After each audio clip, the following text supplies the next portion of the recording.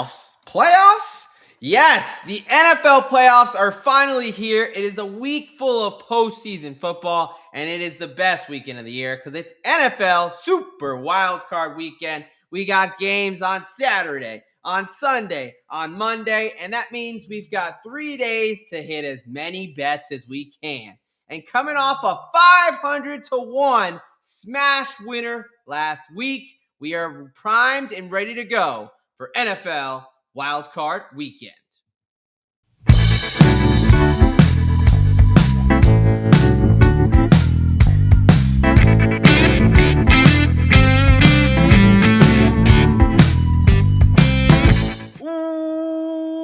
Welcome, football fans, to another edition of the Degen Talks. Yes, the playoffs are here. It's time for postseason football. January rolls around, and football just means more, and the betting just means a little bit more too, because the wins are a little bit sweeter. We have 6 awesome games to get to here. We've got a bunch of props, anytime touchdowns, game picks, best bets. We've got it all. But first, this is the Degen Docs, and I'm the Degen Doc. But more importantly, I'm joined by my brother in degeneracy, Mr. Derek Bennett, a.k.a. Professor Locks. How are we doing tonight, brother? Here we go, man. Here we freaking go. Look, if this is your first time joining us, Derek is our resident Steelers fan. But as you can see, I am also taking on the Steelers right now because if you listen to us all season, and you especially listened to us last week, I told you I gave out a 500-1, 524-1 play this offseason for the Jacksonville Jaguars to win the AFC South, the Denver Broncos to win the AFC West, the Chicago Bears to win the NFC North, and finally, the Pittsburgh Steelers to win the AFC North. Came down to a last-second middle left field goal, missed kick by Boswell, and I'm like, oh my goodness, what a game. This is all going to come crashing down, and Tyler Loop, the rookie, sends us out the right way. Amazing week, amazing sweat. Yes. And hopefully I wasn't the only one that listened to my dumb self this offseason, because 524-1, great weekend of football. But look, man, what are your thoughts on that game? Because that was an insane game, just from a game perspective. Yeah, absolutely insane game. I mean, as a whole, whether it's Heinz Field, Acrisure, I mean, that stadium has never been easy necessarily to kick in. Right. And you know, Boswell has been with the Steelers for 10, 12 years. Now, I don't know how long Bos has been in Pittsburgh, but he's been rock solid. You know, I don't think he had missed an extra point in 3-4 years, had made like 80 straight. That thing like took off to the right.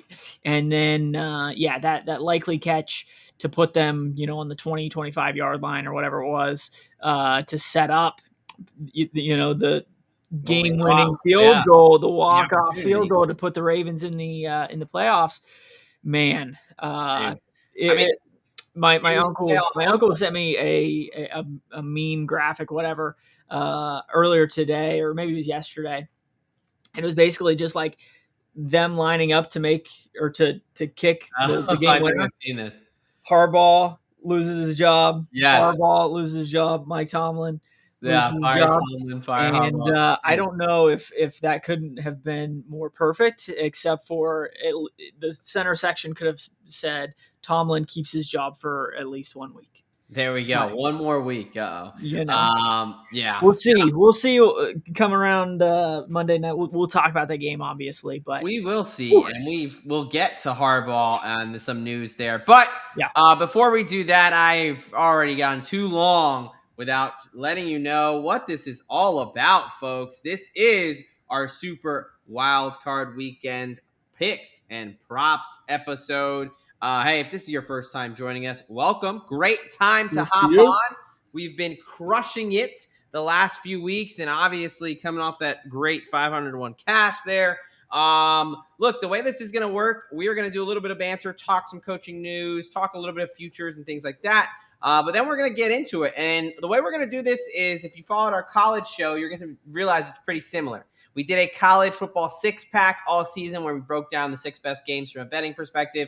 And we figured with 6 games of the wild card weekend, let's just get back to what we know. Let's do this 6-pack episode. So we're going to break down all 6 games, give a pick and a prop, at least one for each game, and then we will do our best bets at the end.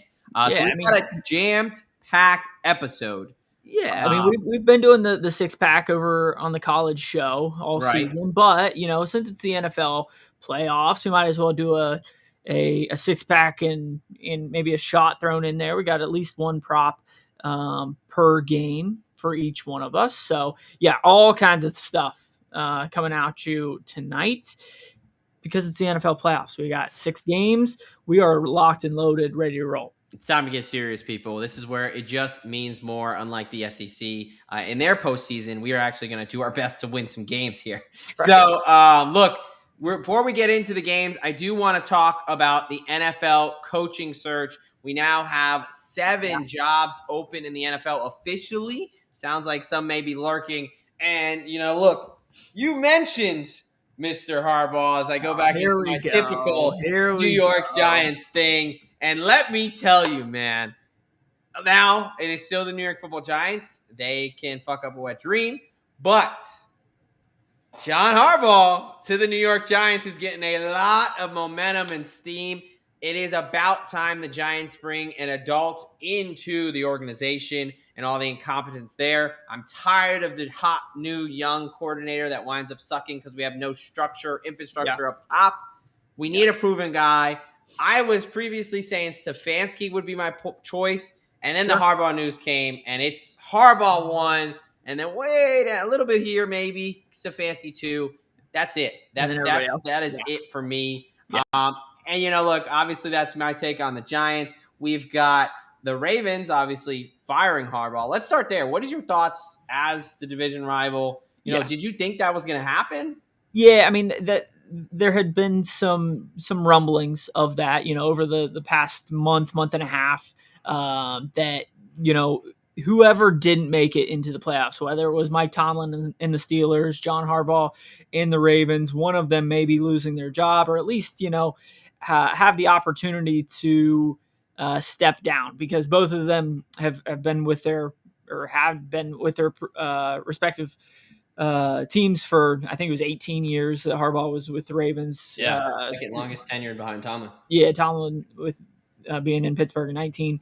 I thought it was something. We hadn't heard anything, at least from the Harbaugh side, ever going into the season. Yeah. And at the end of the day, I figured, the Ravens and the Steelers are both just top-notch organizations. It takes a lot to get rid of a coach. But for whatever reason, whether it was, the Ravens or John Harbaugh just wanting to back away and bring a new, message, a new clean slate. Yeah, clean slate to the Ravens. Whatever. I'm hoping that he does go to your Giants or the Falcons or the Titans. As long as he doesn't end up in Cleveland and stay in the division, I'm cool.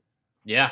No, I mean, look, there's definitely an aspect of you've had really good teams, and outside of 2012, this playoffs, 2012 and on, the playoffs haven't gone the right way. You can argue, is that a Lamar Jackson problem or is that a John Harbaugh problem? Yep. I think that's a little bit more of a Lamar problem. I think Harbaugh is a really good coach.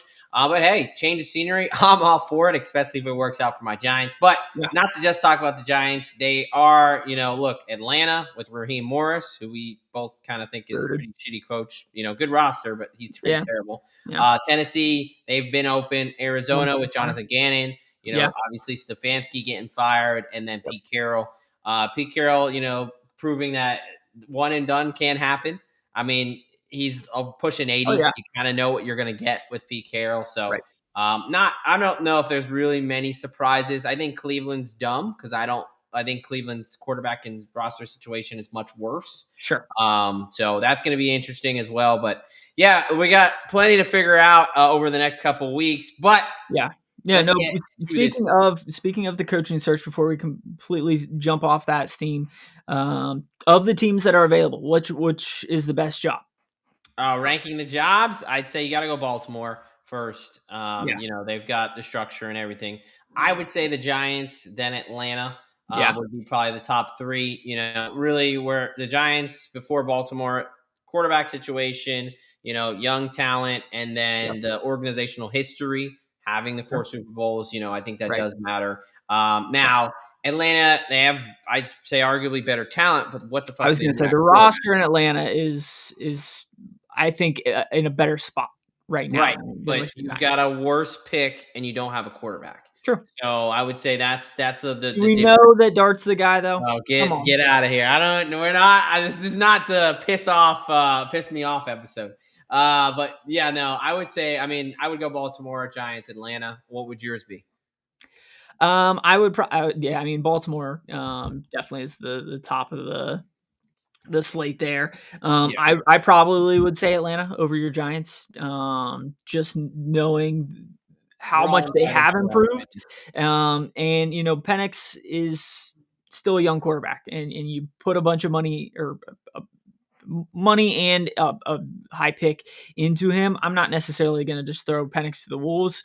After his first season, there was some hype around the Michael Penix train. Same thing with Jackson Dart. So I don't know necessarily which one is going to end up being the better quarterback in that situation. I just know that they have the best running back in all of football. They have a Sure, stud wide receiver. sure. Kyle Pitts maybe did something a little bit Cash for me this season, this but season. So, and their defense is much improved. But yeah, I think easily those three are the top. yeah, Top. I would say with Penix there, does he have any ACLs left? Kirk Cousins had that team looking better than he did, Yeah, which is kind of pretty damning at this point in his career. So, yeah, but NFL Week 18 recap quickly before we start giving out some winners here. yeah. Last week, Literally. meh week. 3-3 on the props, 3-5 on the locks, 6-8 overall. Not our best week, but despite that, we are still in the last 6 weeks in the NFL in our best bets and props.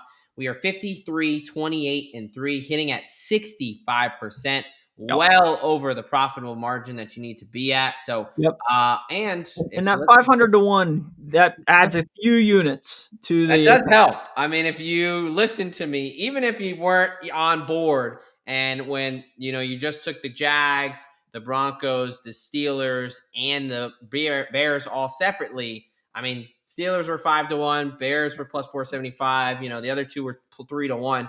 Yep. I Still, would have paid you out at least nicely there. So yeah. futures wise, you definitely can't be mad at us, especially if you did what I suggested and parlayed them all.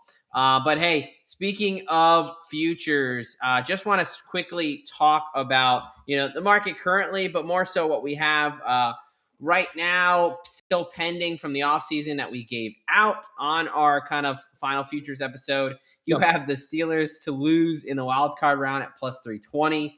And you have your Buffalo Bills there to win the Super Bowl at 6-1. Yep. How are we feeling about either of those? So Not to give away the picks, but just overall, do you like your yeah. position, or are you So looking to as get far out? as the Steelers to lose in the wild card round, I mean they're 0 for the last 6. The last time that they True. won a playoff game was 2017 against the Kansas City Chiefs. And as far as the Bills go, they probably have the most proven star quarterback in the playoffs to It's this fair. point. I think it's fair. So, yeah, I mean, I'm feeling okay about both of those. We'll talk about individual games here and Yeah. get into it. But yeah, I'm feeling okay about both of those. So in the offseason, I was big on the Broncos and the Rams. So I have an 11-1 Rams to win the NFC and a 18-1 Broncos to win the AFC. Yep. Obviously, with the price and Broncos getting the bye and home field advantage, feel Yep. pretty damn good about the Broncos.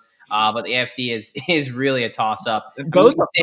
Both conferences are a toss up. I mean, Mhm. there is. I don't know if there has ever been a season where there is so much variance between 1 versus 7s. And we'll see it in some of these spreads, these 2 versus 7 spreads. One of them is essentially a pick 'em, right? Right. I also did take the Rams to win the Super Bowl at 22-1. Yep. I think they're down to close to like 6-1 or even maybe shorter odds at this point. So, Right. where I'm at with both of those. But, again, this year it's hard to feel super confident in anybody. No doubt. I will say for the current market prices right now, one that I did add for this episode was Jacksonville. 14-1 to win the Super Okay. Bowl. That's over on Score and FanDuel, I believe.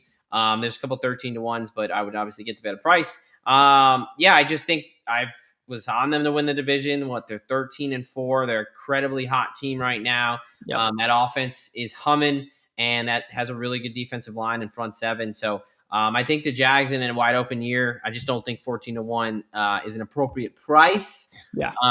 But anything futures wise, are you ready to get into these game picks? Let's just go ahead and get into it. Yeah, let's rip it here. All right, so the way this is gonna work is pretty simple. We are just gonna break down every game, and we'll talk a little bit of injuries. We'll talk weather. We'll talk everything you need to know, and then we'll give you some winners to make some money here, folks. So Yep. it is Super Wild Card Weekend, and first up on the slate, Saturday, January 10th at 4:30 p.m. Eastern Time. We are going to do all odds just to keep it simple via DraftKings, but we'll tell you where our bets are coming from. Always obviously shop around if you agree with us, but just using one book for the odds is way simpler. So we have the 12-5 number 5 seed LA Rams heading to Carolina to take on the 8-9 NFC South division winner, the 4 seed there. You have the Rams laying 10.5 as road favorites. They are a monstrous -600 on the money line. You got Carolina plus 440 home dogs catching the 10.5, and over under sitting at 46.5. Weather in this one, this is an outside stadium. We've got 70 degrees, but cloudy, breezy, and now calling for potential thunderstorms. Yeah. If you remember last game where the Carolina Panthers pulled off a massive upset, weather played a big factor in that one. It was raining, which led to some Stafford pick six and interceptions there. This is at Bank of America Stadium there in Charlotte, North Carolina. Just to speak on the injury front for a little bit before I hand it off to Derek, looks like Devonta Adams and Quentin Lake are going to be back for the Rams. Huge to get Adams back from that hamstring. I think he will be pretty close to fully healthy. And then Quentin Lake from the elbow injury from IR. They got a couple guys that are to watch here, some questionable guys like Braden Fisk and Tyler Higbee, who I think probably will play. But guys like Terran Ferguson, Kevin Dotson, Nickelback, Josh Wallace, were not practicing yesterday. Not any reports if they were practicing today, but those are the ones you want to watch. Potential starters that could be out there, especially Dotson, one of their best offensive linemen. And then on the Panthers side, they come in pretty damn healthy. They're getting guys in David Moore, Robert Hunt, and Chandler Zavala potentially back. They're all fully practicing. Now, Hunt and Zavala, the offensive guards, need to be activated, but a full practice is obviously a good sign. And linebacker Claudin Cherilus, and Tershawn Wharton are fully practicing yesterday and are expected to be back for this game. So definitely a little bit of the health edge. Both teams getting healthier, but Carolina coming in almost fully healthy. Rams still likely to be out a couple guys, although they do get Adams and Lake back, who are huge pieces for both the offense and the defense. So where are you taking us here? Where are we going game pick wise? What do you got? Yeah, I mean, this is a tricky one for me. I mean, we just saw this matchup a couple of months ago, and I actually picked the Panthers to win, I guess with the points in this one. But the Panthers end up winning outright 31-28. And like you mentioned, weather did play a massive role in that win. I mean, Stafford threw 2 interceptions. One was returned for a touchdown. There was a fumble as they were driving late in that game that would have put them ahead. So the Panthers definitely got some help from turnovers in that game, but they also just played really, really well. I think as a whole, they rushed for like 150 yards. Bryce Young threw for 3 touchdowns, had an okay game yardage wise. I mean, he was 15 for 20, but they ran for 164 yards. And you just don't typically see that against an LA Rams team that has a pretty good defense. Stafford had an okay game outside of his interceptions, but with the spread being 10.5, I could easily see the Rams, winning by 2 touchdowns and kind of getting a backdoor cover in this one just to kind of put it away. But I'm going to take the Carolina Panthers and the points at home. Both of these teams have kind of been struggling down the stretch here. The Rams had lost 2 straight before their blowout win against the Cardinals this past week. and the Carolina Panthers have lost their last two. Yeah. So, I mean, neither team, I think, is playing their best ball at this point. And if you're giving me a division winner and 10.5 points at home, I'll go ahead and take that. So give me Carolina in the points. Yeah, man, you kind of mentioned it, but this is a tricky one. You've got the revenge angle for the Rams side. You have Right. what looks like a much better team on paper, Yep. much better record and all those things. But yeah, I'm also going to be on the Panthers there, plus the 10.5, minus 108 on FanDuel right now. This is a situation where there's a couple of things I think are at play. One, LA 5-4 on the road, as compared to one loss at home. Right. You have the Panthers who are 5-3 at home as compared to not as great on the road. Yep. Panthers are really good, both ATS and straight up off of a loss. Yep. And I think this is a situation where what we saw last time, where the running game having some success and the weather creating opportunity for a defensive turnover is very plausible in this game.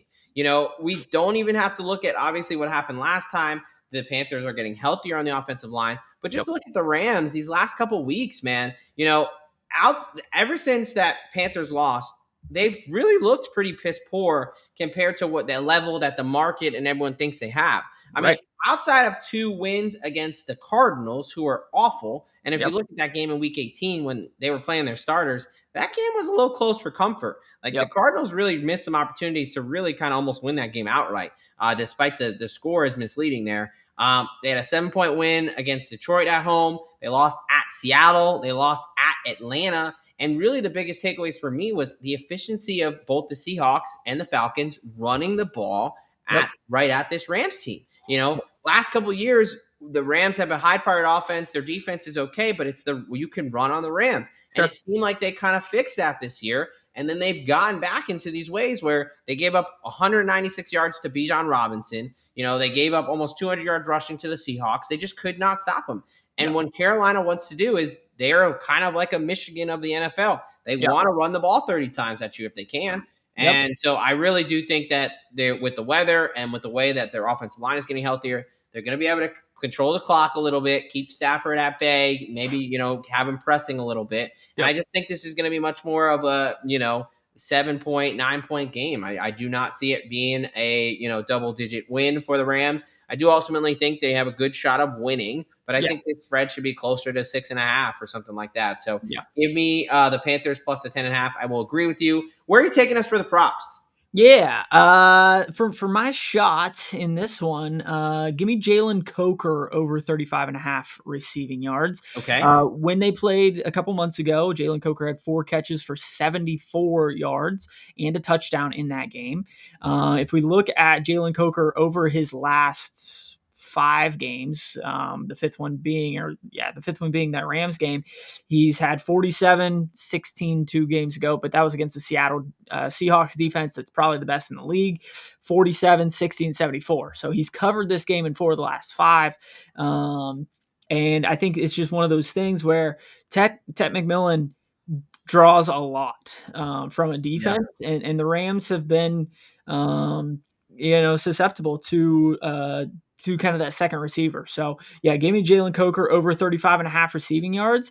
And I'm also going to take him anytime touchdown. It's at plus 310, which was a little bit surprising to me. It was a little higher than I was expecting, actually, because he scored just this past week against Tampa, and then he also scored a few weeks ago against New Orleans and against the Rams in their first matchup. So he scored in 3 of the last 5.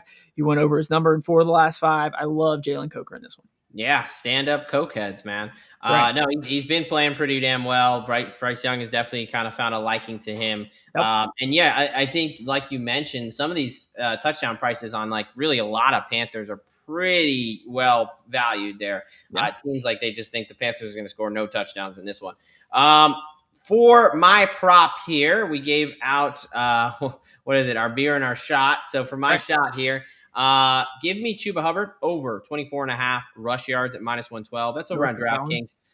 It's a low number. I think that, look, it's been up and down. He's not had the best 2 games, but coming off a stretch where, last time he played the Rams, he had 17 carries for 83 yards. He then, the next 2 weeks, hit over, he had 29, 27. But the Rams, they're kind of feed the hot hand, but they will give both running backs an opportunity. Yes. Talked about the health of that offensive line. I talked about the Rams' rush defense has really been piss poor these past couple of weeks. So Yeah. I think that the Panthers are going to want to lean on the run game. I understand Rico Dowdle is there, but 24 and a half. Chuba Hubbard is your veteran. He was the team captain. I do think in the playoffs, he's going to get some touches here. So give me Chuba Hubbard over 24 and a half. And then for my little bit of a Degen play here on this game, give me Bryce Young. Anytime touchdown at 8-1. He's shown that's over on DraftKings. He's shown to be a willing runner at times. It's the playoffs. You're going to see me kind of talk this theme about win or go home. Quarterbacks will use their legs more often than not, right? Yep. Patrick Mahomes is the best example of how he'll keep it intact. Not this season, but typically won't run as much during the regular season. And then come playoffs, boom. When you got to have it, you got to have it. Bryce Young has shown that sometimes him using his legs is the best of his ability when he can roll out and not just be in the pocket, partially because he's so short he can't see. Right. But I definitely think that Bryce Young, scrappy, 8-1, I think is a great price. So give me Bryce Young anytime touchdown at 8-1 there. So both Derek and I are on the Panthers. He likes Jalen Coker both to hit his receiving prop and to find the end zone.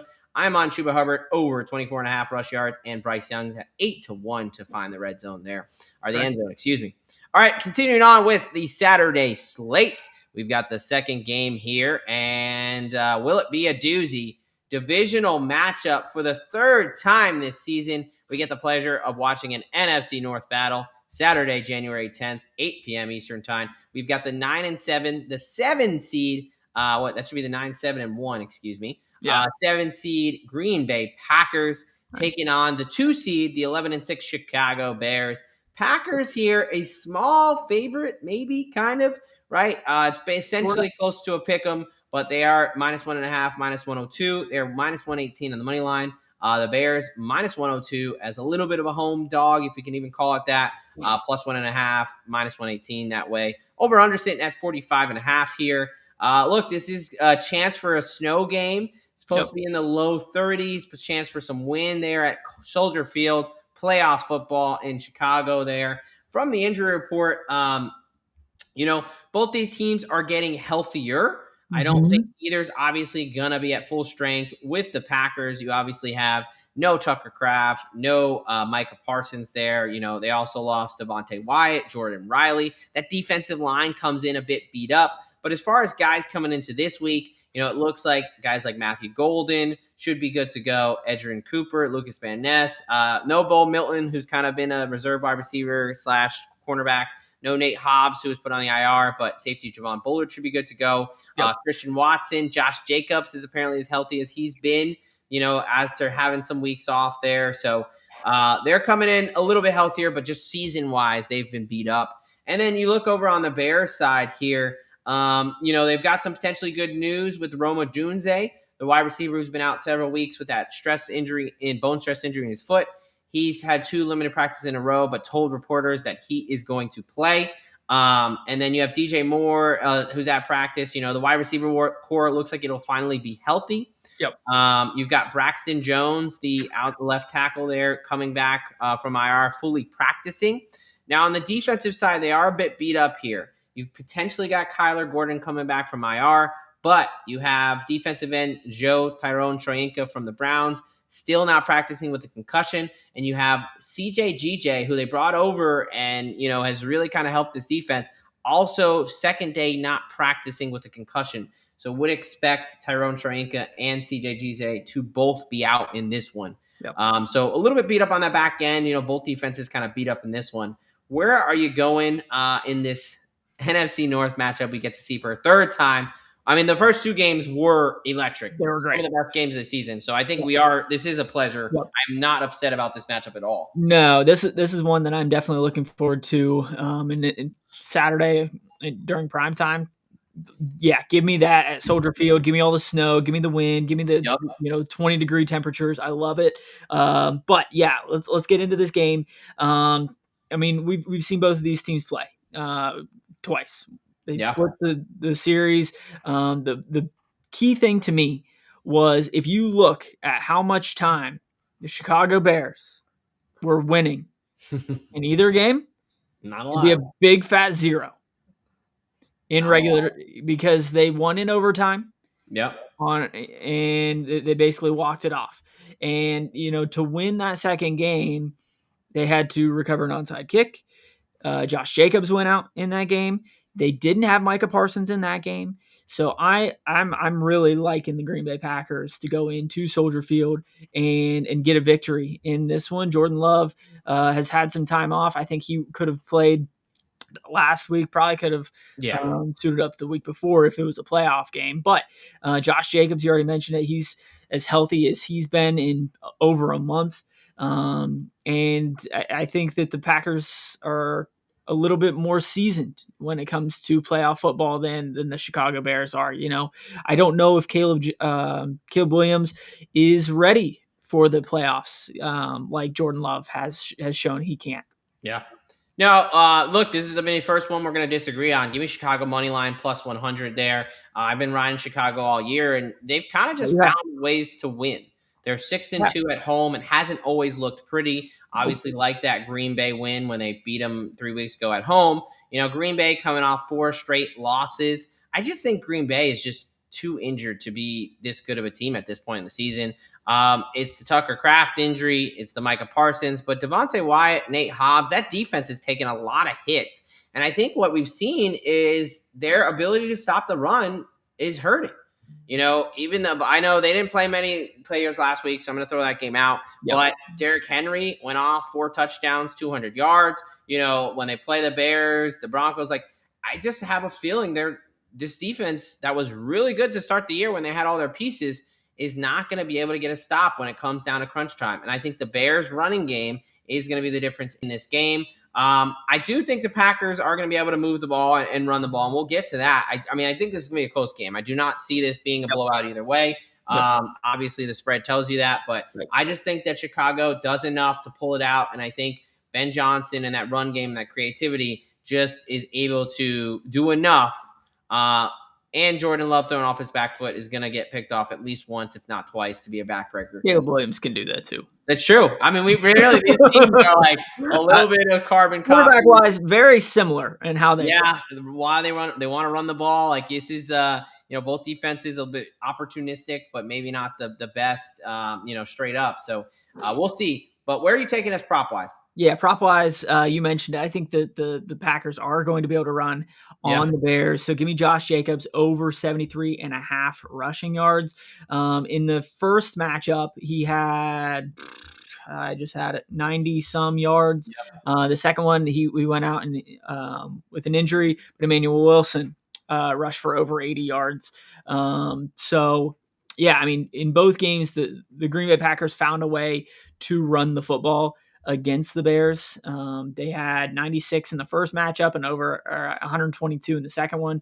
So I do like Josh Jacobs in this one, especially with him getting a little bit of health to go along with their ability just to run the football. Yeah.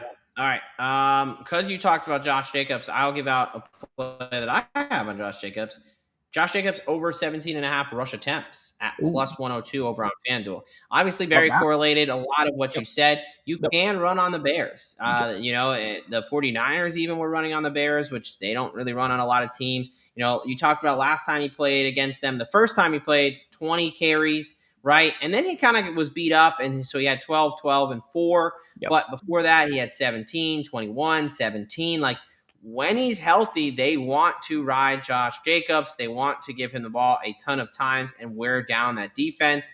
And healthiest he's been in 6 weeks from his words today. So I'm going to go ahead and back that. Josh Jacobs over 17.5 rush attempts there. And then why don't you give out your – Yeah, I do have one anytime touchdown. Give me DJ Moore, anytime touchdown, plus 380. Give me the Wiley vet. Wide receiver to come up clutch. It seems like they do like to go to DJ Moore in the red zone, and Burden has come on really, really strong in the second half. Odunze hasn't played as much over the last month and a half, but if you look at their statistics throughout the entire season, DJ Moore has the most touchdowns by a wide receiver on the team. So give me DJ Moore anytime touchdown plus 380. The other two are in the high 100s, low 200s. So I'll take Moore. Yeah. I don't have a touchdown for this one. I do like the DJ Moore play. I would not be afraid of the weather here. It seems like every time people talk about the weather, it soars over in Yeah. those games. So we'll see how low that number gets and maybe if I jump on the over. But I will go Kyle Monungai over 45.5 rush yards, minus 112 over on DraftKings. This is a situation where they've got the two backs in Swift and Monungai. Monungai's a bit more of the between the tackles, and he's had some success against these Packers. Last time at home, 9 carries for 50 yards, and then at Green Bay, 14 carries for 57. So he's hit this number in both games against Green Bay. I think you want to run more between the tackles. Look, again, no Devontae Wyatt, no Micah Parsons, no Jordan Riley. They are beat up in the interior and that just defensive line. I don't think you want to be running on the outside against the fast defense. So, I like Monungai in this one. I think it's a low enough number just to get over 45.5 there. So, Derek is on the Packers in this one. I will be taking the home team Bears. We both like Josh Jacobs to have a bit of a day. Him on the rush yards, me on the rush attempts. And he's on DJ Moore to find the end zone at a juicy almost 4-1. And I'm on Kyle Monungai to get over 45.5 rush yards. All right, we're moving over to the Saturday slate here. One of, I think, the most intriguing games of the playoffs. A little bit of old money, new money here. We've got these on Sunday, January 11th, 1 p.m. Eastern time. You've got the 12-5 number. They're the 6th seed Buffalo Bills there. They're heading to Jacksonville, Florida to take on the 13-4 number 3 seed Jacksonville Jaguars. You got Buffalo as the small favorite here. They're laying minus 1.5, plus 102. They're minus 112 on the money line. Jags plus 1.5, minus 122. They're minus 108 on the money line. So essentially about as close to a pick 'em as we can get. Over under sitting at 52.5. This is going to be 61 and sunny in beautiful Jacksonville, Florida at Everbank Stadium. For the injury report here for both teams, the Buffalo Bills come in a little bit more beat up. They did play some of their starters last week, and it kind of worked as a detriment. Defensive tackle Jordan Phillips is placed in the IR. He's going to be out. Cornerback Maxwell Hairston, their first-round pick, who had been getting some decent playing time and playing well, doubtful for this week after injuring his ankle last week. Kicker Matt Prater got hurt, but it sounds like he has a chance to play this week. And you got linebackers Terrell Bernard, Matt Milano, and Shaq Thompson.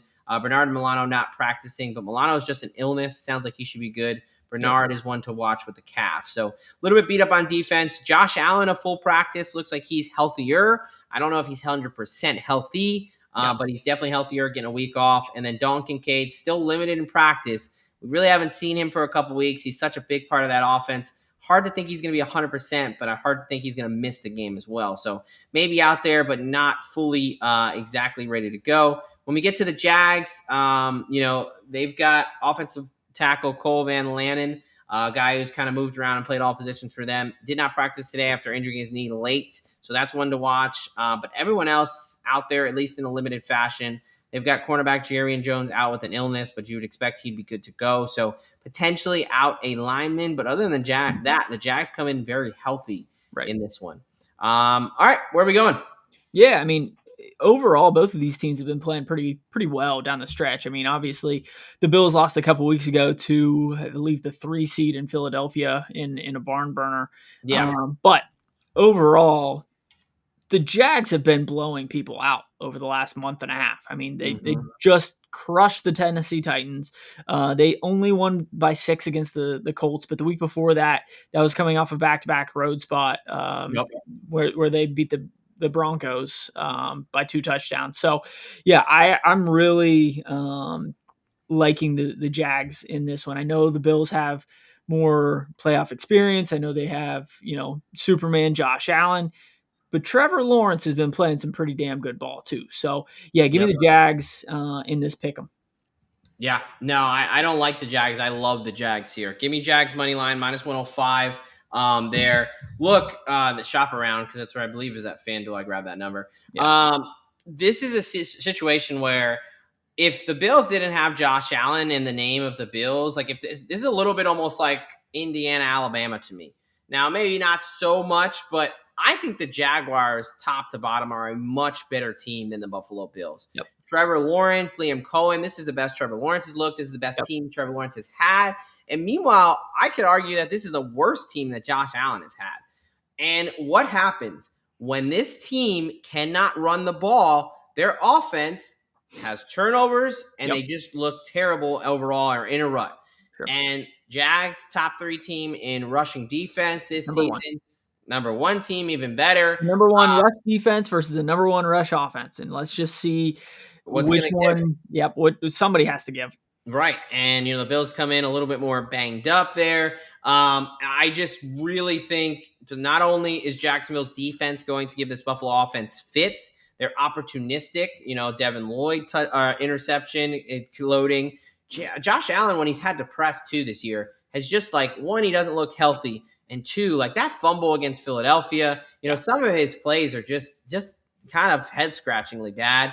And when he's not 100%, he's not doing as many of these crazy good plays, right? These crazy runs, these things like that. So I think this could look a little bit similar to the Houston game where that D-line gets after him. They're not able to run the ball, and it gets a little bit ugly there. Right. So I'm all over the Jags in this one. Give me the Jags money line, -105. I will agree with you there. Where are you taking us for the player props? Yeah, I'm going to take us to a guy that you already talked about that's coming in a little beat up, and that's Dalton Kincaid. I love Dalton Kincaid in this one. I think he will be able to stretch the field. Josh Allen doesn't have that prototypical wide receiver 1, probably wide receiver 2. Dalton Kincaid's kind of that guy in that Bills offense. So give me Dalton Kincaid over 37.5 receiving yards. If we look at just this past week against the Jets, he had 3 catches for 48 on 3 targets. And you can, when it comes to the Jaguars, they're the number 1 rush defense. They do pretty well against wide receivers as well, but they give up around 60 yards to the tight end per game. So, yeah, I like Dalton Kincaid in this one. Yeah.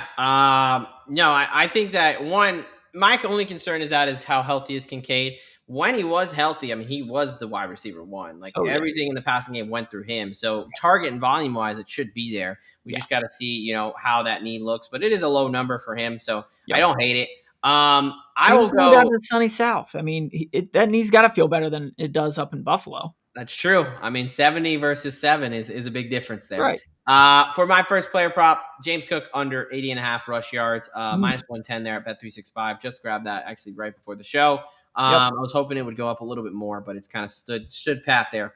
He hasn't hit last week they didn't really play, so I won't really give him much there. He had 2 carries, 15 yards. But 20 carries against 74 against Philadelphia, only 80 against, even on an 18 against the Bengals.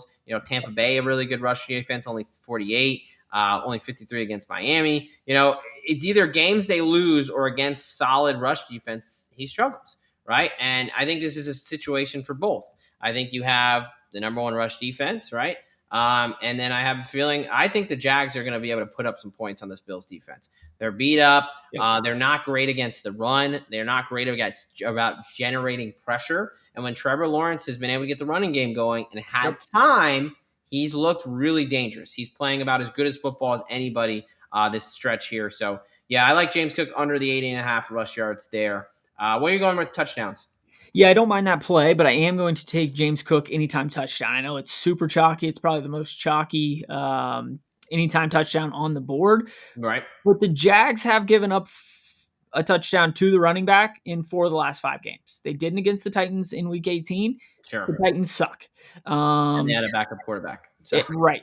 So, yeah, give me James Cook anytime touchdown. He has 12 on the year, and, I think he's due. He hasn't gotten one in the last couple of games. So, give me Cook to find the end zone at least once. I'm fine with 1-yard touchdown to cut the score from 31 to 10. I'm cool with that. Exactly.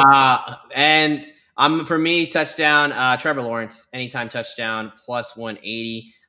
He just looks different this year. He's playing at a much different level. Liam Cohen has done numbers to T-Law. Yeah, he's kind of unlocked his ability, not just through the air, but his willingness to run. Yeah. He's a 4,000-yard passer, which I believe is the first of his career to kind of break that streak. But when we look at, he's got 9 touchdowns on the year. First of all, I mean, you just talked about James Cook. He's a better Josh Allen this year than Josh Allen is. Yeah, I mean, and he's healthy, right? I think that's a big difference, and it's a playoff game. Look, last week it was 41-7. I don't think he really needed to run, but if you look at the last 3 weeks, he had 2 touchdowns, 1 touchdown, and 1 touchdown. So he's hit this in 3 out of his last 4 weeks. And then as a little bit of a Degen play, give me Trevor Lawrence 2 touchdowns at 16-1 over at Bet365. He's done this 3 times this season. They will run the quarterback sneak with him. He will do jump over and Chris Ballcost, and then he'll use his leg. So it's not a situation where you're going to have a tight end come in and do the tush push. He will get the quarterback sneaks, and then he will also use his legs and kind of scramble on his own there. So got to have a game. I'm clearly diving into this quarterback rushing angle. Trevor Lawrence is someone that I love to find the end zone, not only once, but twice this game. Yeah. So I think there's going to be some points in this one. Obviously, it's our highest total, 52.5. Right. Best weather, 2 decent offenses, So I think that especially the Jags are going to be able to put up some points there. All right, we are both on those Duval. You are on Kincaid and Cook to find the end zone. I am fading Cook as rushing prop, and I'm on T-Law to find the end zone, not only once, but twice there.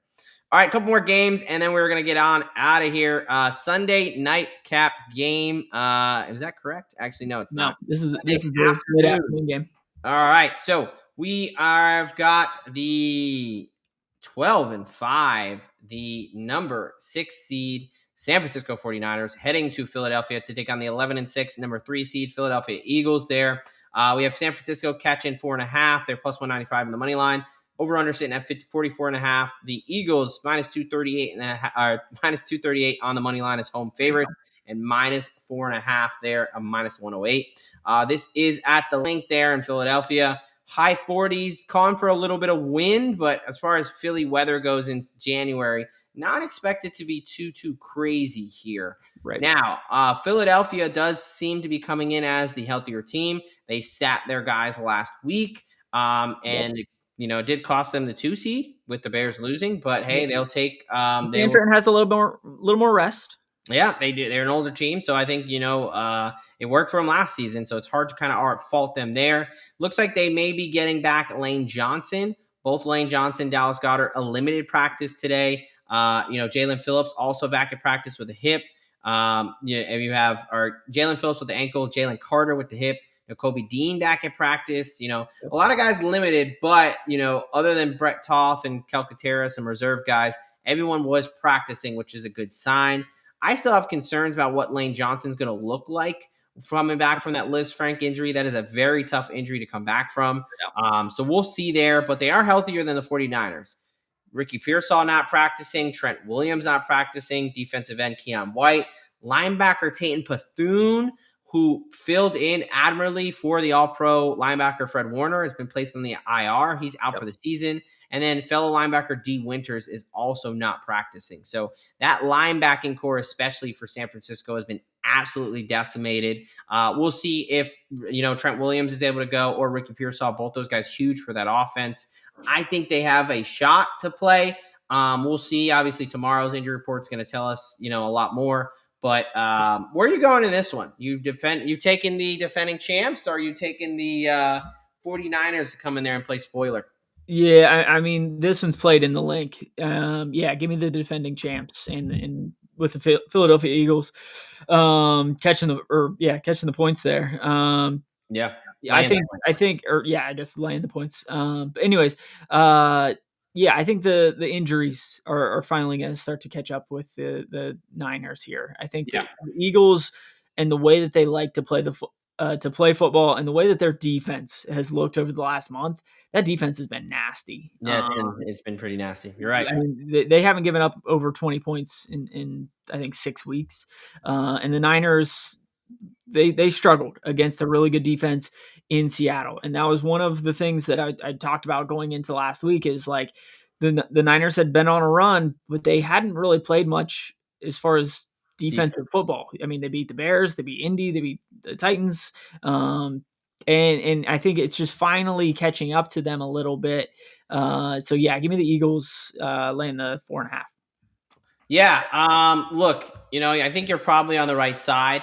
the Giants fan in me is not going to. I can't do it unless I'm completely convinced and convicted that the scumbag Eagles are going to get it done. Yep. So I'll take a little bit different direction, but I'm definitely not fading that. I'm going to go the over 44.5. It's plus 100 over at Score, which is the old ESPN bet. Right.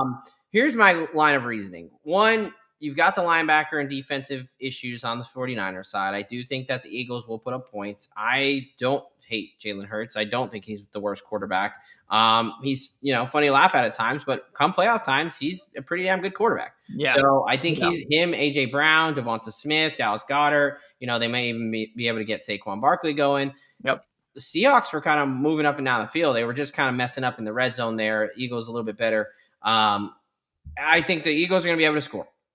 The other way, I do think that Trent Williams and Ricky Pearsall do play. This is a Wednesday practice. Would have been great if they're out there. And I do think that this Eagles secondary can be got. Quinyon Mitchell, Cooper Degen, yes, they are playing very well. They're pretty grabby. So depending on when the officials want to actually call penalties, they've both kind of seen some things not go their way when routes of DPI. Yep. And then that CB2 and that safety position has been a question mark all year long. Now, not all teams have been able to take advantage. You got to have the protection, which I think Trent Williams, which I do think he will play, is going to help that. And you got to have the dudes. And I think whether it's CMC over the middle, George Kittle, Juwan Jennings, and Ricky Pearsall, I think is a pretty good group. And Brock Purdy is playing at a really good level. So I think that the Seahawks defense is nasty on another level. I think not having Trent Williams and Ricky Pearsall will make a big difference. So I do think this game is both these teams are in the 20s.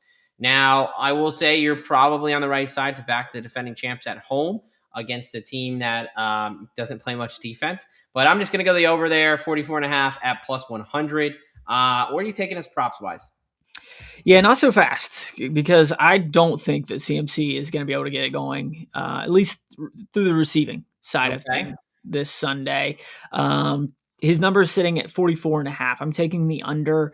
We'd have to go back to prior to Thanksgiving, to the last time that Christian McCaffrey went over 44.5 receiving yards. Wow. And if we look at the way that the Eagles defend running backs, I mean, you can run on the Eagles to a certain extent. They give up around 97 yards through the air.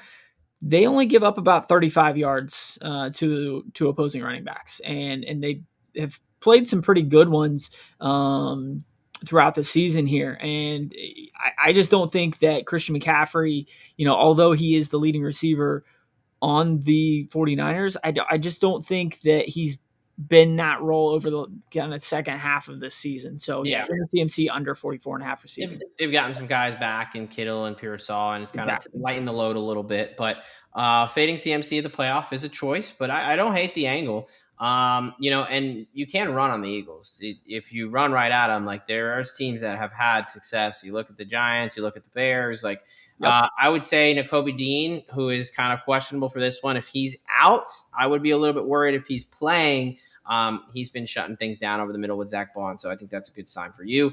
He was practicing today. For my prop, give me Brock Purdy over 16.5 rush yards. That's minus 114. His legs have kind of really elevated his play this season. I think that's one of the biggest things that we've seen difference-wise. He's had good years, but, when he was going on this tear, granted against some lesser defenses, he's been doing really well. But 16, he's 3 to 4. He's hit this number 3 out of his last 4 games there. 21, 28, 11, and 44. Again, I'm leaning into the quarterback running game, playoffs, all on the line. This is a very good Eagles defensive front that will get some pressure. They can also get out of their pass lane sometimes. So they have been susceptible to the quarterback run. And just in that same vein, give me Brock Purdy, anytime touchdown, 7-1. It's just not right. 7-1, I think, is a crazy price for Purdy. He's got 3 touchdowns in the games he's played. That's just in that kind of stretch of the last month and a half, a little bit, with him having that injury. Willing runner. I think that whether it's around the goal line or he rips off a little bit of a big one there, I like the 7-1 price. Where are you going for your anytime touchdown? Anytime touchdown, I'm on an Eagle. Give me Dallas Goedert plus 195. I don't know why he's at plus money at this point, dude. I mean, Hard to not like that. Yeah, I think he has 11 touchdowns on the year. He led the team in receiving touchdowns, and I think he set an Eagles record. Yep, franchise record for receiving touchdowns. But yeah, I mean, in the last 3 games that he played, he didn't play in Week 18. He has 4 touchdowns. So yeah, give me Dallas Goedert anytime touchdown. He's their goal line back. Yeah, I do like that, especially with the linebackers out for San Francisco. So you were on the Eagles and Goddard to find the end zone and fading CMC in the rushing department. I am on the over in this one and Brock Purdy to get it going on the ground and to find the end zone at a nice juicy 7-1. Now we're getting to the Sunday nightcap. 2 more games to go, best bets, and we are out of here for this super wild card weekend. All right, we've got Sunday, January 11th, 8 p.m. Eastern time. The 11-6, the number 7 seed LA Chargers. They are heading to Foxborough to take on the number 2 seed, 14-3 New England Patriots. The Chargers are catching 3.5 plus 160 on the money line. Over under sitting at 46.5. The Patriots laying the 3.5 at home, minus 192 on the money line. It is supposed to be 35 degrees and partly cloudy there in Gillette Stadium on Sunday night. So a little bit of some cold weather for that Dome LA team. For the injury side of things, we'll see if we have the LA injury report as they are on the West Coast, and that comes out later. But for the Patriots, they definitely are getting back Will Campbell and Milton Williams, who were activated last week. That is a big boost for them. Looks like they're dealing with some illness. A couple guys not practicing due to illness there, which you would expect by the end of the week should be good to go. A lot of teams getting the flu at this time. You'll kind of see that, but it's better to just happen early in the week. Hopefully they contain it. And then defensive tackle Chris Tonga with the foot injury, still not practicing. He is a big piece of that D-line, so we would like to see him back. But outside linebacker Harold Landry and middle linebacker Robert Spillane, both back at practice. So they are getting healthier. We'll see about Tonga, but they should be about as healthy as they've been all year. Meanwhile, the Chargers side, Amari and Hampton did not practice today. They rested their starters, but Justin Herbert was a full practice. And Bud Dupree, their outside linebacker, was not practicing. Their left tackle, I think their third string left tackle because of Slater and Alt being out. Jamari Soller was back at practice with the limited, so that does kind of help out that offensive line. That's been much of a patchwork there. So both teams fairly healthy. Obviously, you want to watch Omari and Hampton, but I would expect him to play in this one. So where are we going in Foxborough? Yeah, I mean, I think this one should be one of those old-fashioned slugfest. If we just take a look at the head coaches for both of these teams, between Graves and Harbaugh, both of these teams want to run the ball. They want to play tough defense, and I'm absolutely loving that Robert Spillane and Harold Landry are back at practice today because I'm all over the New England Patriots at home. I mean, they've been playing really, really good ball. Pretty much all season, outside of that game in Foxborough against my Pittsburgh Steelers. But if we look at the last couple of weeks, the Chargers lost to Denver. Denver didn't have a ton to play for in that one, and the Chargers were resting, I guess you could say resting Herbert, and then they lost to Houston the week before. The Pats have just been rolling over teams left and right. So give me the Patriots at home laying the 3.5. Yeah, it's crazy to think about the Patriots season. They lost to the Raiders in week 1, and then they lost to the Steelers in week 3. They were sitting there at 1-2, and then they ripped off 10 straight wins. They would have, finished the season going, perfect, going for the whole shebang there, ripping off 13 in a row. They were up big on Buffalo in New England there, and things kind of fell apart. It was a little bit of a weird game in that sense, but this Patriots team, I'm right there with you. Give me the Pats minus 3.5 at home. Minus the 110 there.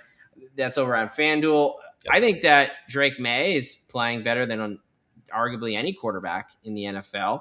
I think the Chargers, this offensive line, this patchwork offensive line, Justin Herbert can only do so much. And, we've seen it work. He's kind of, give him credit. He's done some good things, but Yeah. against some of the better teams, it just hasn't worked out. It's struggled, right?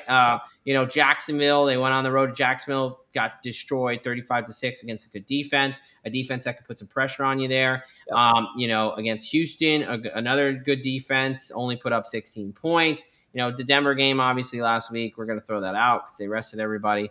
Right. But I think that the Patriots are going to be able to have success against this Chargers defense.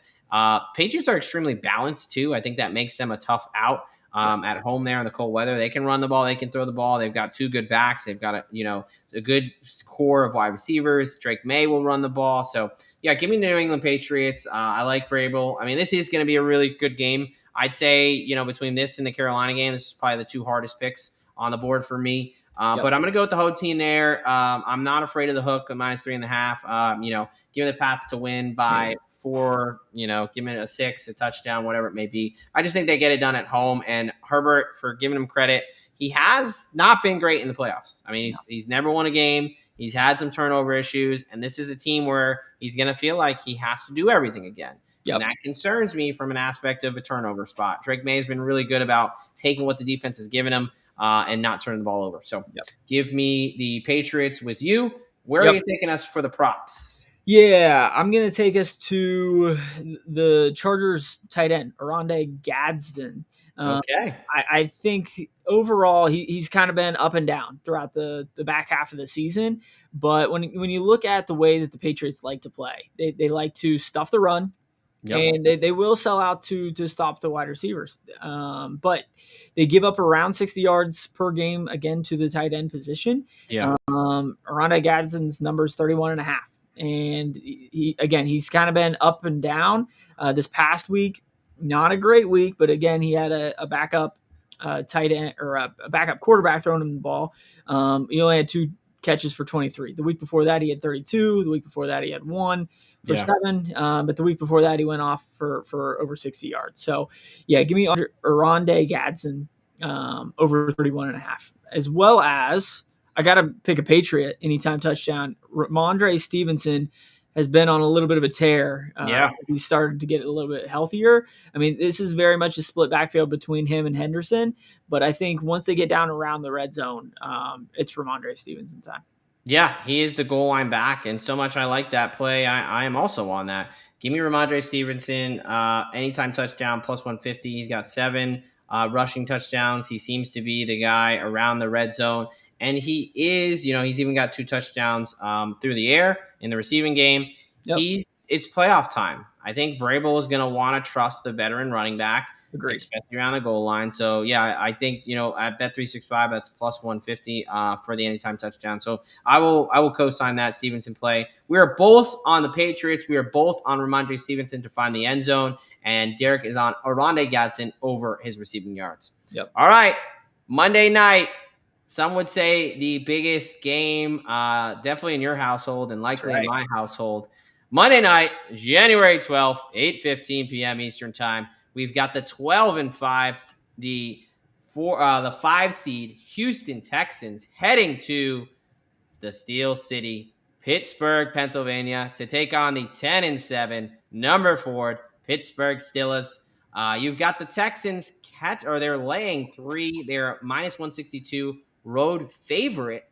Over under sitting at a small 39.5. The Steelers catching the 3 +136 again over on DraftKings. This is going to be potentially some snow. A cold night in Pittsburgh, mid to low 30s. Some wind there in Acrisure.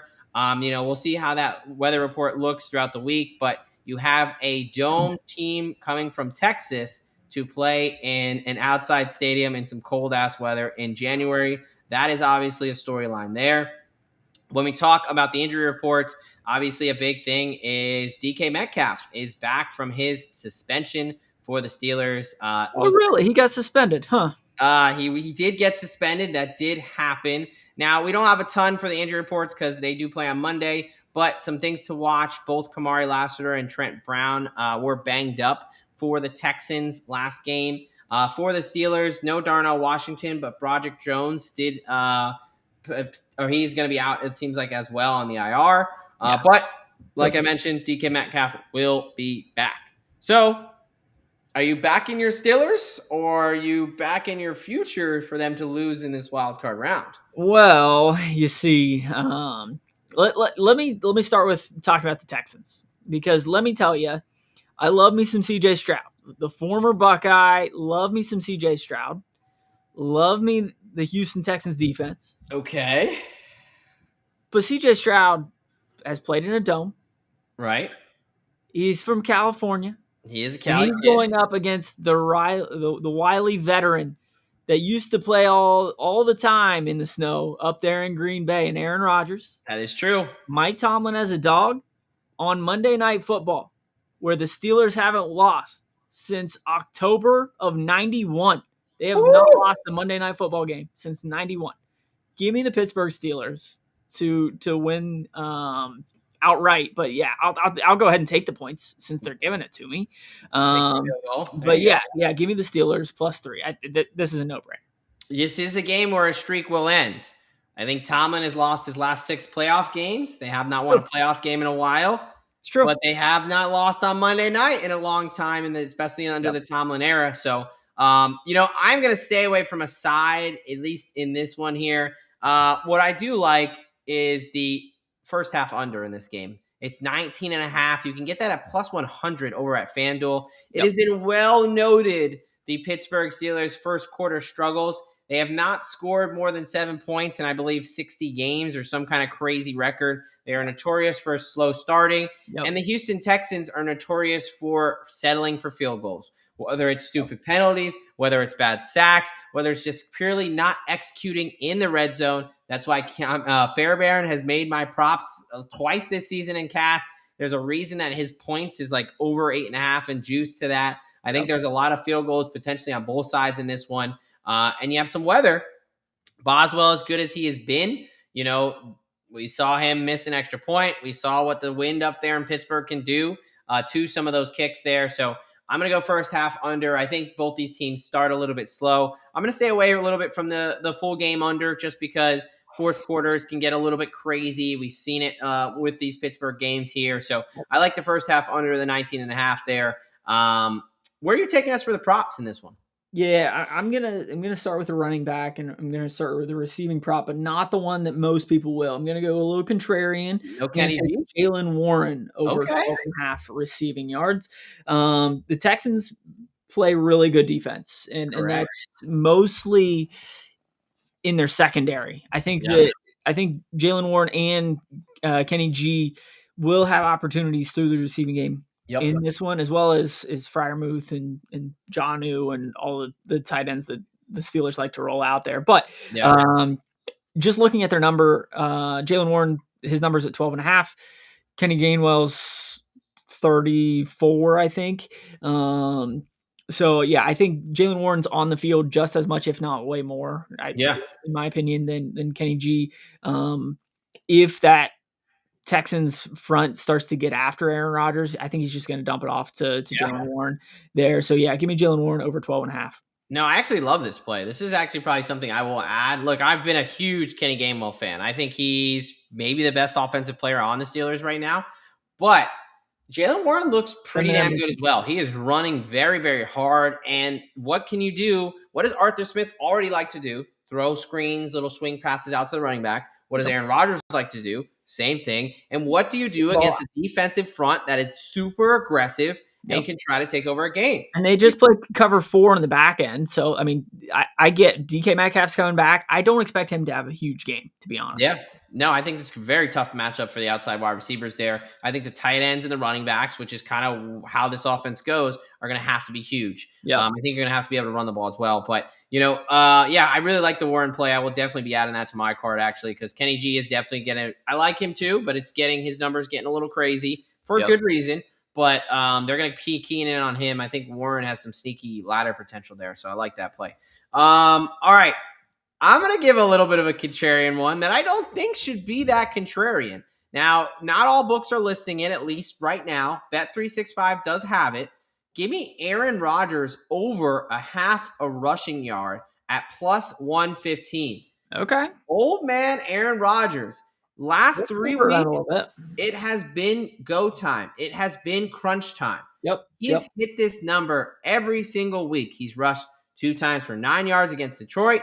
He's rushed 1 time for 6 yards against Cleveland. And he had a 20-yard rush against the Baltimore Ravens there. It's playoff football. He doesn't want to do it, but he's got a very aggressive defensive line. I think he takes off at least once. Obviously, it's just a half a yard there. He's just got to take off 1 time there. He's got to get more than 3 because I'm expecting him to take a few knees at the end of the game. That's true. I will take the cushion there. Give me a 10-yard rush for a key first down, and then he can knee it out, his 3-4 times, whatever he wants to do there. So, but I do like the Rodgers rushing here. Again, he's hit this number the last 3 weeks. You're playing an aggressive defensive line who can get after the quarterback. I think there's going to be some lanes there. No one is keeping a spy for Aaron Rodgers, so he's shown it might take him 15 seconds to get the first down, but he's shown the ability to do it. All right, what's your anytime touchdown for this one? Yeah, I got one, and sadly it's a Texan, but I mean, the tight end position, the Steelers can't figure out how to defend it. Yep. Give me Dalton Schultz, anytime touchdown at plus 230.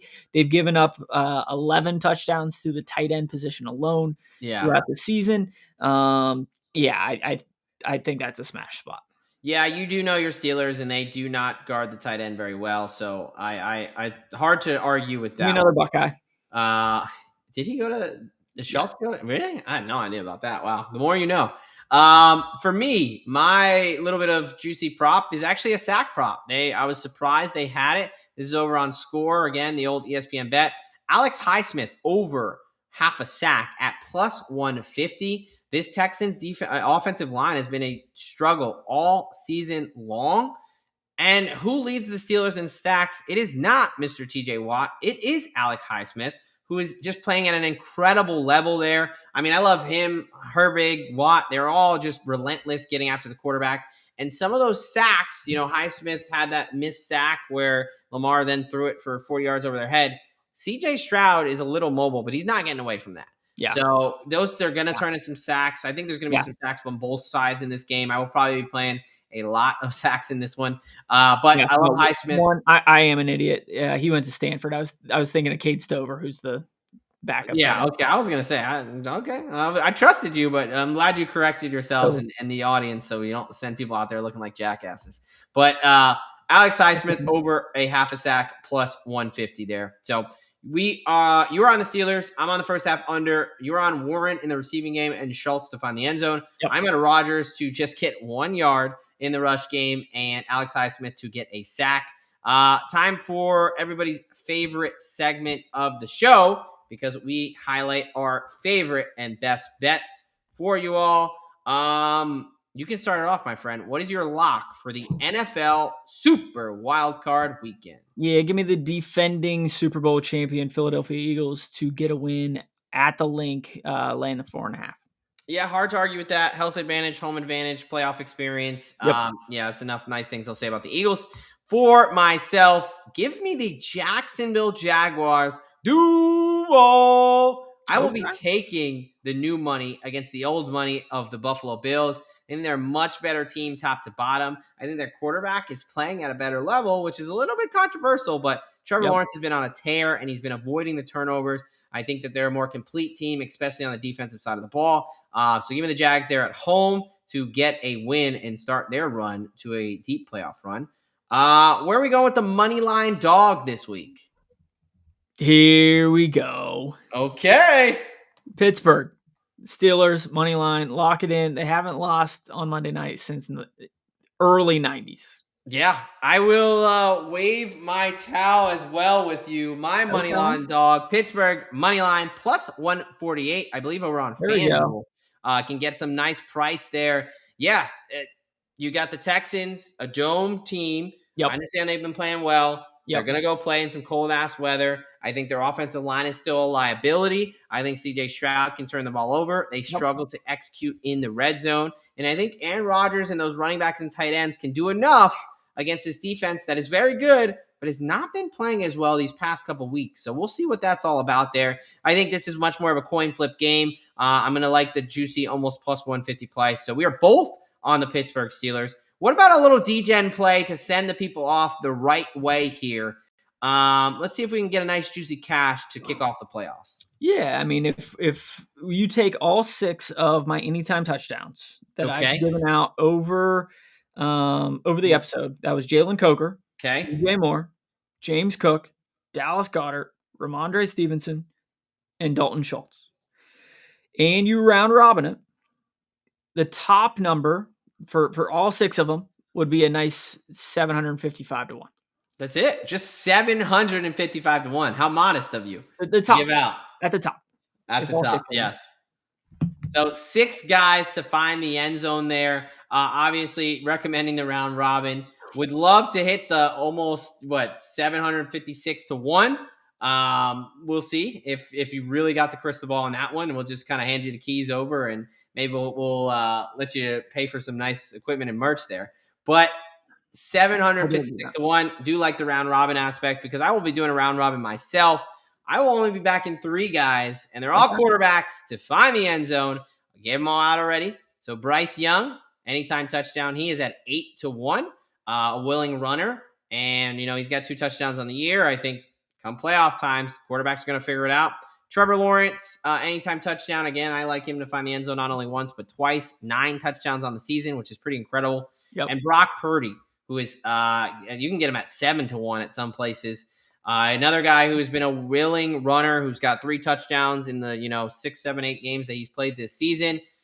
If you put all 3 of those together, it is just a modest 188 to 1, which sounds minuscule compared to my co-host here. But I will also be recommending the round robin method there in those 3 quarterbacks. So for my lock for wildcard weekend, I'm on the Jags money line. The dog is the Steelers money line, and the round robin is Bryce Young, Trevor Lawrence, and Brock Purdy.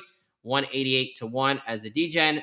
For my co-host, Professor Locks, he's on the Eagles -4.5. The Steelers at +148. I will give him the nice price this weekend. And then the 6 touchdown round robin with Dalton Schultz, Ramondre Stevenson, Goddard, Dallas Goedert, James Cook, DJ Moore, and Jalen Coker. Wow, you're really that was tough. That was a nice mental exercise at the end of a long episode. At a modest 756 to 1. All right. I'm all footballed out, which I know is hard to say for me, but we just talked for, what was that, 75 minutes or something? Yeah, an hour and 15 minutes all about football, all about winners. One of the best weeks, if not the best week. You got postseason playoffs. What do you got for the people before we get the hell out of here?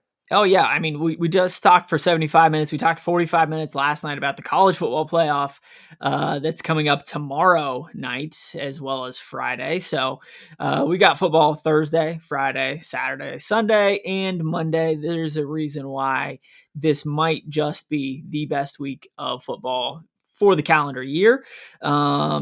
But yeah, as always, smash the subscribe button down below. We've greatly appreciated all the support that we've gotten throughout this regular season. Now that we're heading into the playoffs, we're not stopping. We'll continue to throw out winners each and every week. Yeah, look, folks, 524 to 1, we could have cashed you. Hopefully some people tailed on that. That's got to earn at least a couple people clicking the like and subscribe button. Right. But hey, we are going to get out of here. It's been a long episode. We got to get back to the wives. They got to make sure we didn't fall into the upside down. I'm getting on the Stranger Things, the Stranger Things train now. A little bit late, so no spoilers in the comments. But tell us what picks you are going to be tailing. If you want to fade, go ahead. Worst of luck to you. But if you are tailing, best of luck. And at the end of the day, we really enjoy talking ball with y'all. It's playoff football, the best time of the year. And you know what they say, folks. A lock a day keeps the bookie away. And here at the Degen Docs, we've got your prescription.